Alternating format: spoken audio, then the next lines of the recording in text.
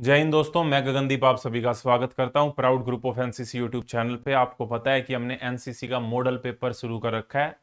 Option model number दूसरा, एक हम पहले ही ऑलरेडी कर चुके हैं और इस दूसरे के अंदर क्वेश्चन नंबर 1 से लेकर 7 तक हम ऑलरेडी कर चुके हैं। आज की क्लास में हम क्वेश्चन नंबर 8 को डिस्कस करेंगे और ये आपके एनसीसी के बी और सी सर्टिफिकेट एग्जाम के लिए वेरी इंपॉर्टेंट है।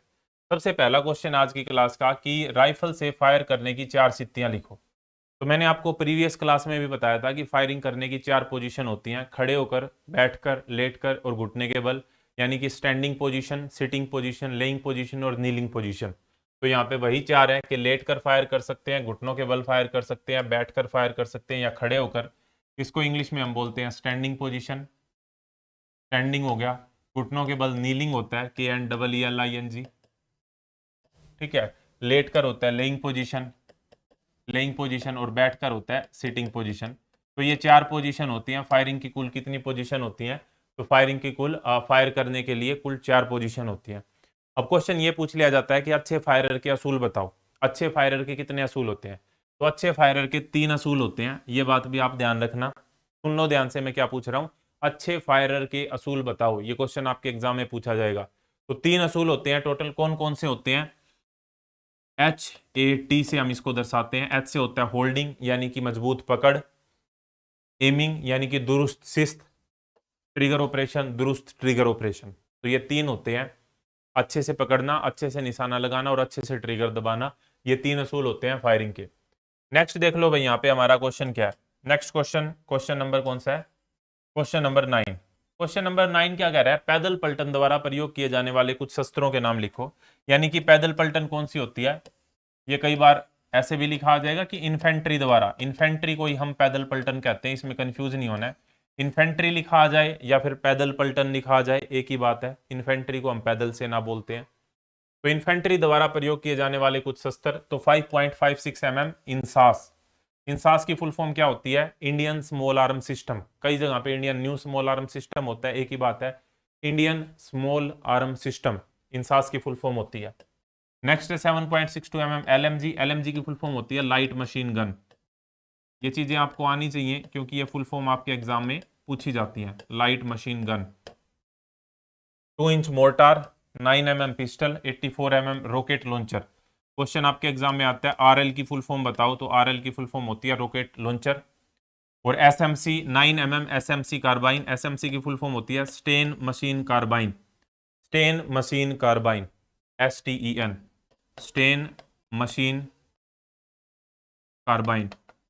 तो ये फुल फॉर्म भी मैंने आपको बता दी क्योंकि ऐसा कोई एग्जाम नहीं होता जिसमें आपके एग्जाम में फुल फॉर्म ना पूछी जाए। ऐसा हो ही नहीं सकता, पॉसिबल ही नहीं है। तो फुल फॉर्म आपको पता होनी चाहिए भाई, क्योंकि ये आपके एग्जाम के लिए इंपॉर्टेंट है। और आप अब जब एग्जाम में जाएंगे ना तो देखेंगे कि ये चीज़ें जो आपको समझाई जा रही हैं ये एज इट इज़ आपको दिखेंगी एग्जाम में। और फिर आप खुश होंगे देख के कि हाँ, आपको तो एग्जाम में सब कुछ आता है। राइफल के मुख्य भाग लिखें। देखो ये वाला जो क्वेश्चन है ना, अभी लिख लो। Very very very very very, जितनी बार वेरी लिखना है लिख लो। वेरी इंपॉर्टेंट क्वेश्चन है क्योंकि इसके पूछे जाने के आपके एग्जाम में पूरे पूरे चांस है। ये क्वेश्चन आपके एग्जाम में पक्का पूछा जा सकता है। क्वेश्चन है कि राइफल के मुख्य भागों के नाम लिखो। क्योंकि यहाँ पे राइफल लिख रखा है तो वो आपसे चाहे SLR पूछे, चाहे इंसास पूछे, .22 पूछे, बहुत सारों के अंदर ये सेम चीजें रहती हैं, तो आप लिख के आ सकते हैं। बैरल होता है, बॉडी होती है, बट होता है। बट होता है राइफल का लास्ट वाला पार्ट। बट लास्ट वाला पार्ट जो होता है ना, जिसको हम यहाँ से ऐसे पकड़ते हैं, उसको बट बोलते हैं। ठीक है। बट प्लेट होती है, उसके ऊपर जो होती है, ट्रिगर सभी में होगा जिसको हम दबाते हैं। और ट्रिगर के ऊपर देखो ऐसे ट्रिगर होता है, ऐसे ट्रिगर के ऊपर एक गार्ड होता है, तो ट्रिगर भी होगा और ट्रिगर गार्ड भी होगा। पिस्टल ग्रिप होती है, गैस सिलेंडर होता है, मैगजीन ऑब्वियसली होती है ज्यादातर में, क्योंकि मैगजीन वही होती है जिसके अंदर हम बुलेट डालते हैं। अच्छा। मजल होती है, फ्लैश हाइडर होता है, ब्रीच ब्लॉक होता है, फायरिंग की पिन होती है, फोर साइट होती है और बैक साइट होती है। देखो आपको पता होगा, मान लो ये आपकी राइफल है, तो इसके अंदर यहाँ पे क्या होता है, यहाँ पर एक इस तरीके से होती है और एक यहाँ पे ऐसे होती है। इसमें से जब हम देखते हैं तो क्या होता है, ये फोर साइट और बैक साइट हमारी होती है। इसमें से देख के हम पता लगाते हैं। वो देख लेना भाई, यहाँ पे यू आकार की होती है, जैसे भी एक फोर साइट होती है और एक बैक साइट होती है, ये बात आपको पता लगानी है। और नेक्स्ट हमारा क्या होता है, सेफ्टी कैच। तो ये इंपॉर्टेंट क्या होते हैं, पार्ट होते हैं राइफल के, जो आपको पता होने चाहिए। इंपॉर्टेंट पार्ट होते हैं किस चीज के, राइफल के। नेक्स्ट है, ये भी इंपॉर्टेंट है भाई, अगेन ये भी इंपॉर्टेंट है। क्वेश्चन नंबर 11, राइफल को साफ करने के लिए क्या क्या वस्तुएं चाहिए होती हैं? राइफल को साफ करने के लिए फिलहाल एक तो चिंदी होती है। चिंदी कुछ नहीं है, कपड़े का टुकड़ा होता है। पुल थ्रू, जो उसके अंदर से जब हम खींचते हैं उस कपड़े के टुकड़े को, उसके लिए काम आता है। तेल यानी कि कोई भी ऑयल जो होता है राइफल साफ करने के लिए उसकी जरूरत होती है। कपड़ा हो गया हमारा अलग से बाहर से साफ करने के लिए। चैम्बर स्टिक होगी। ये क्या होती हैं? राइफल को साफ करने के लिए जो वस्तुएं हमको रिक्वायर्ड होती हैं, तो वो होती हैं भाई। तो क्वेश्चन नंबर 11 हमने किया।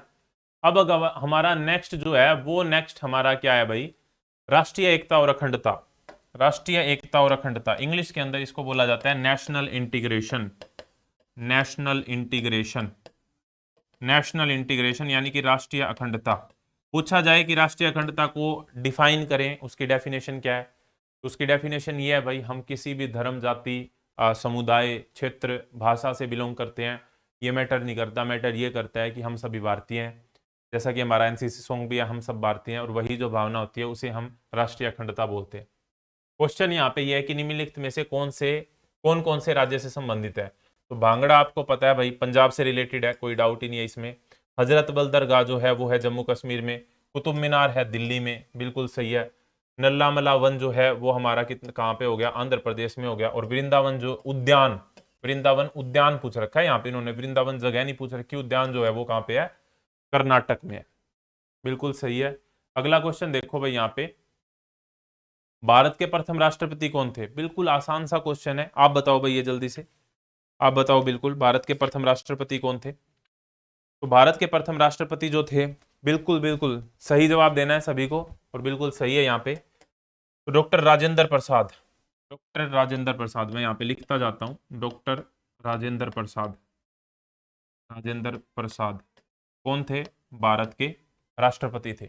नेक्स्ट क्वेश्चन, जल्दी से आपको भी बताना है भाई, साथ के साथ आप कमेंट बॉक्स में बताते जाइए कि जैन धर्म की स्थापना किन्होंने की थी? जैन धर्म की स्थापना जो की थी वो किन्होंने की थी? जैन धर्म की स्थापना किन के द्वारा की गई थी? तो जैन धर्म की स्थापना भगवान महावीर के द्वारा की गई थी। भगवान महावीर, भगवान महावीर जी के द्वारा की गई थी। महावीर जी के द्वारा की गई थी, ये बात आपको ध्यान रखनी है। नेक्स्ट क्वेश्चन है, विजयनगर साम्राज्य का सुप्रसिद्ध राज्य कौन सा था? विजयनगर, विजयनगर आपको पता है साउथ इंडिया के अंदर एक बहुत ही बड़ा एम्पायर था विजयनगर साम्राज्य।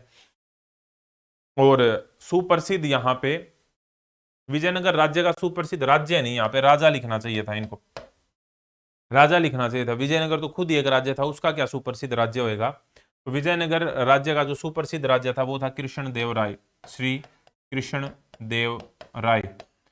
ये कौन से साम्राज्य के थे? विजयनगर साम्राज्य के थे।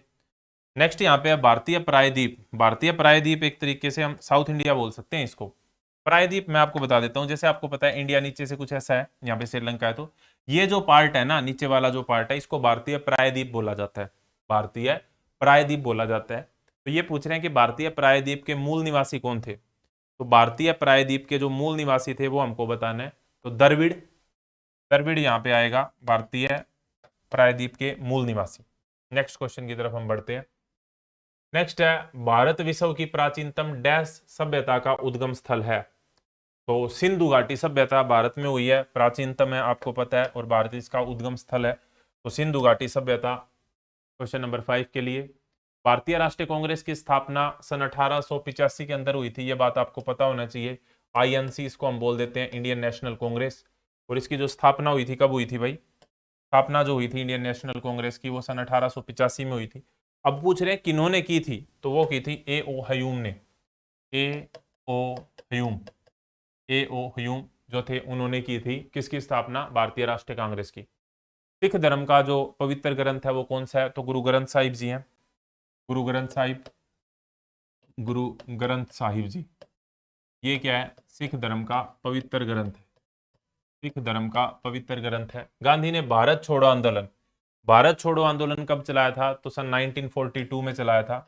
1942 में गांधी जी द्वारा भारत छोड़ो आंदोलन चलाया गया था। क्वेश्चन ये भी आ जाता है कि गांधी जी दक्षिण अफ्रीका से भारत कब लौटे थे? तो सन 1915 में गांधी जी दक्षिण अफ्रीका से भारत लौटे थे। ठीक है, गांधी जी दक्षिण अफ्रीका से भारत कब लौटे थे? तो सन 1915 में लौटे थे।